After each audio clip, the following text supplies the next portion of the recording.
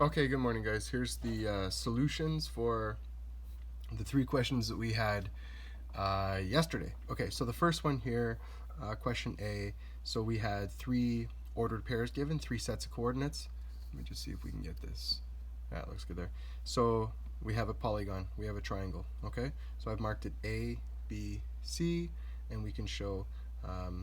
I've decided to do each set of coordinates on a different grid here. Okay, so just check to make sure you got that. Notice that I'm labeling the vertices A, B, C.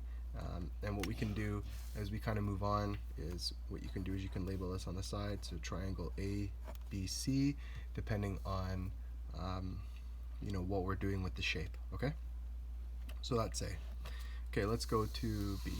I made the Cartesian grid a little smaller. I just went up to 5 on the y-axis, 5 on the x-axis.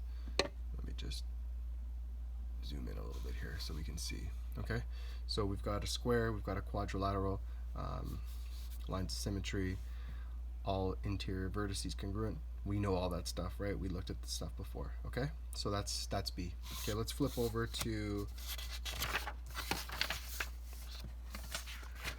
So I wanted to give you like a different kind of shape that we could plot, and just to think back to some of the geometry stuff that we were doing earlier, just with shape classification. Okay, so we've got like a pentagon. It's a 5-sided shape, but it's an irregular polygon. Okay, why is it irregular? Is because not all interior vertices are congruent here. Okay, so if you look at this interior angle, that's going to be an acute angle. Okay, it's just a little bit less than 90 degrees there. And then this one right here is obtuse, so they're not all the same. Okay, so we've got an irregular polygon, irregular pentagon. Okay, that's it. I guess the one thing is that as I was labeling the different shapes, let me go back to this for a second.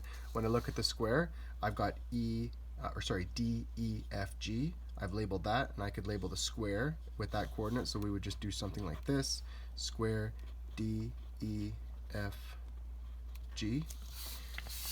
And then when we look to our irregular polygon here, okay, we could do the same thing on the side. All right, so there's the three questions. Hopefully didn't take you too long. It shouldn't have. Today I posted the terminology. Have a look at that, and then look for tomorrow morning the lesson on translations, and that's going to be when we take this shape and then we start to move it around the grid with a translation vector. Okay, so there's a term for you if you want to just take a quick look at it, what a translation vector is.